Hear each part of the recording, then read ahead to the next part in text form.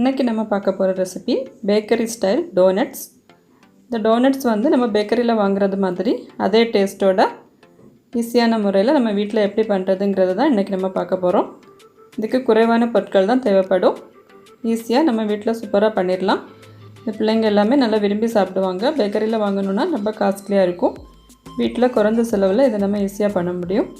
So இந்த recipe இப்போ எப்படி பண்ணுறதுங்கிறத இப்போ பார்க்கலாம்.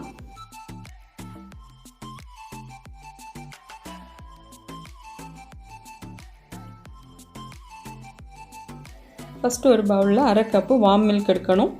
இது மிதமான சூடாக இருக்கணும். கையில் தொட்டு பார்த்தா லைட்டாக சூடு தட்டணும், அவ்வளோதான். ரொம்ப ஹாட்டாக இருந்தால் ஈஸ்ட் ஆக்டிவேட் ஆகாது. அதில் ஒரு 4 டேபிள் ஸ்பூன் சுகர் ஆட் பண்ணி கொடுக்கலாம். கூடவே இதில் 3 டீஸ்பூன் இன்ஸ்டன்ட் ஈஸ்ட் ஆட் பண்ணியிருக்கோம். இன்ஸ்டன்ட் ஈஸ்ட் அல்லது ட்ரை ஈஸ்ட் எது வேணாலும் நம்ம ஆட் பண்ணலாம். இதை மிக்ஸ் பண்ணிவிட்டு ஒரு 5 மினிட்ஸ் அப்படியே விட்டால் போதும். ஈஸ்ட்டு நல்லா பொங்கி ஆக்டிவேட் ஆகி நல்லா ஃபோம் ஆகி இந்த மாதிரி வரும். இப்போ ஈஸ்ட் நல்லா சூப்பராக ஆக்டிவேட் ஆகி வந்திருக்கு. இதை மாற்றி வச்சுட்டு ஒரு பவுலில் 3 கப்பு மைதா ஆட் பண்ணி கொடுக்கலாம்.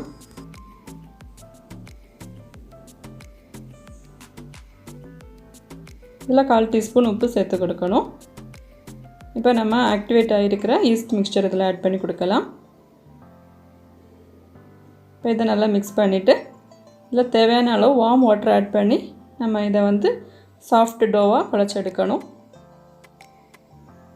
ஃபஸ்ட்டு கொஞ்சமாக வாட்டர் ஆட் பண்ணணும். 1/2 கப் ஆட் பண்ணி இதை வந்து பிசைஞ்சு பார்க்கலாம். மொத்தமாக நான் இதில் வந்து அரை cup plus 2 tablespoon warm water add பண்ணியிருக்கேன்.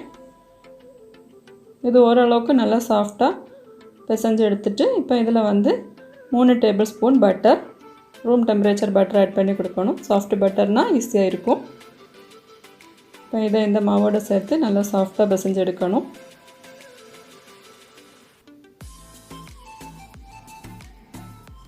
இந்த மாவு ரொம்ப வாட்டரியாக இருந்தாலும் நமக்கு வந்து ஷேப்ஸ் கரெக்டாக கிடைக்காது. ஸோ வந்து வாட்டர் ஆட் பண்ணும்போது கவனமாக ஆட் பண்ணணும்.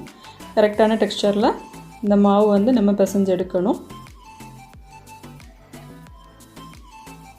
இப்போ இந்த மாவு நல்லா சாஃப்டாக சூப்பராக பிசைஞ்சாச்சு.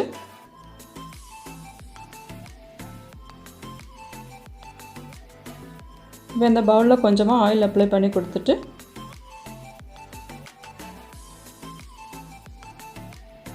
மாவு அதில் வச்சு க்ளோஸ் பண்ணி 1லேருந்து 1.5 மணி நேரம் இதை வந்து ஃபஸ்ட்டு ப்ரூவிங்காக வைக்கணும். இந்த டைமில் இது வந்து டபுள் ஆகும். இப்போ 1.5 மணி நேரம் ஆகிடுச்சு. இப்போ மாவு நல்லா பொங்கி சூப்பராக வந்திருக்கு. இதை லைட்டாக ப்ரெஸ் பண்ணி இதில் உள்ள ஏர் பபிள்ஸ் எல்லாம் ரிலீஸ் பண்ணிவிட்டு 2 மினிட்ஸ் கூட நல்ல மாதிரி இதை வந்து பிசைஞ்சு எடுக்கலாம். இந்த கவுண்டர் டாப்பில் மாற்றிட்டும் நம்ம இதை வந்து நீட் பண்ணி எடுக்கலாம். நம்ம எவ்வளோ தூரம் இதை வந்து சாஃப்டாக பிசைஞ்சு எடுக்கிறோமோ அந்த அளவுக்கு நம்மளோட பன்னாக இருந்தாலும் சரி டோனட்ஸாக இருந்தாலும் நல்லா சூப்பராக வரும். இப்போ இது 2 ஹாஃபாக நம்ம வந்து பிரிச்சுட்டு ஃபஸ்ட்டு ஒரு ஹாஃபாக வந்து ஒரு சப்பாத்தி ரோலர் வச்சு பரத்தி எடுக்கலாம். இது ரொம்ப தின்னாகக்கூடாது, ரொம்ப திக்காகவும் இருக்கக்கூடாது. ஒரு 1/2 இன்ச் திக்னஸ் அளவில் நம்ம இதை வந்து பரத்தி எடுக்கணும். இந்த அளவுக்கு திக்னஸ் இருந்தால் போதும்.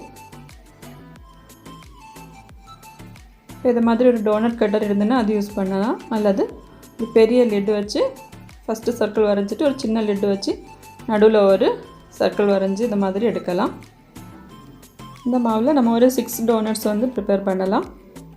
எக்ஸஸாக இருக்கிற மாவை திரும்பவும் நம்ம பிசைஞ்சு இதே மாதிரி ரோல் பண்ணிவிட்டு டோனட் கட்டர் வச்சு கட் பண்ணி எடுக்கலாம்.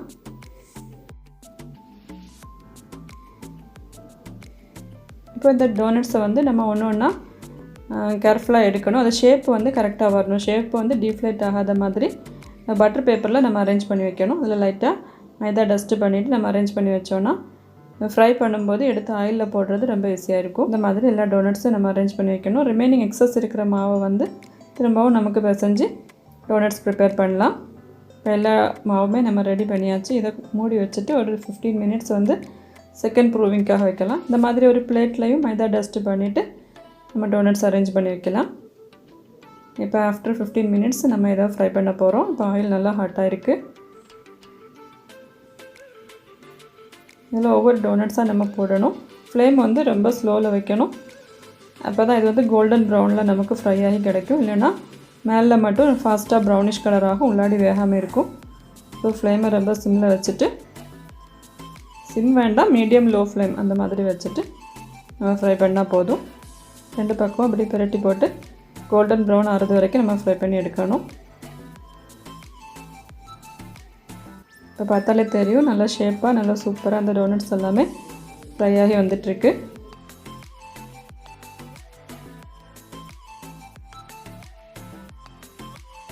இப்போ இது நல்லா சூப்பராக ரெடி ஆகிடுச்சு. இப்போ நம்ம ஆயிலிருந்து ரிமூவ் பண்ணி எடுக்கலாம்.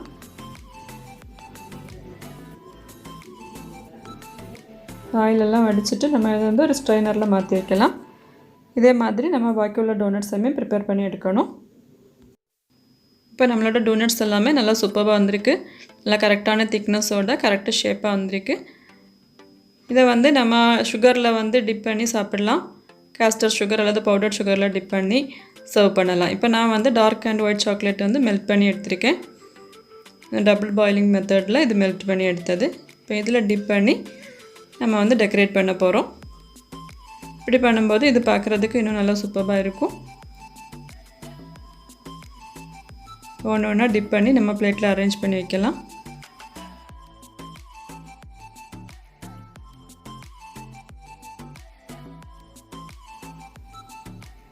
இப்போ நம்ம டார்க் சாக்லேட் கோட் பண்ணதுனால ஒயிட் சாக்லேட் ட்ரிசில் பண்ணி கொடுக்கலாம். இப்படி பண்ணும்போது பார்க்குறதுக்கு இன்னும் நல்லா சூப்பராக இருக்கும், அட்ராக்ஷன் கொடுக்கும். இந்த மாதிரி டெக்கரேட் பண்ணும்போது ஒயிட் சாக்லேட் மேலே வந்து டார்க் சாக்லேட்டை ட்ரிசில் பண்ணி கொடுக்கலாம். இது மேலே நமக்கு பிடிச்ச மாதிரி உள்ள ஸ்ப்ரிங்கிள்ஸு, நட்ஸ் அந்த மாதிரி எது வேணாலுமே வச்சு டெக்கரேட் பண்ணி நம்ம சர்வ் பண்ணலாம். நமக்கு எந்த மாதிரி பிடிக்குதோ அந்த மாதிரி டெக்கரேஷன் நம்ம வந்து ப்ரிப்பேர் பண்ணிக்கலாம். ரொம்ப சிம்பிளான ரெசிபி தான். நம்மளோட டோனட்ஸ் எல்லாமே நல்லா சூப்பராக ரெடி ஆகிடுச்சு. நீங்கள் எல்லோரும் கண்டிப்பாக ட்ரை பண்ணி பார்த்துட்டு உங்களோட கமெண்ட்ஸை வந்து கண்டிப்பாக கமெண்ட் பாக்ஸில் தெரியப்படுத்துங்க. இந்த வீடியோ பிடிச்சிருந்ததுன்னா லைக் பண்ணுங்கள், ஷேர் பண்ணுங்கள். கூடவே பக்கத்தில் இருக்கிற பெல் ஐக்கான் கிளிக் பண்ணி ஆலிங்கிற ஆப்ஷன் கொடுங்க. அப்லோட் பண்ணுற வீடியோஸோட நோட்டிஃபிகேஷன்ஸ் உங்களுக்கு இமீடியட்டாக கிடைக்கும். திரும்பவும் ஒரு புத்தம்புது ரெசிபியோட மீண்டும் நம்ம சந்திக்கலாம். தேங்க்யூ.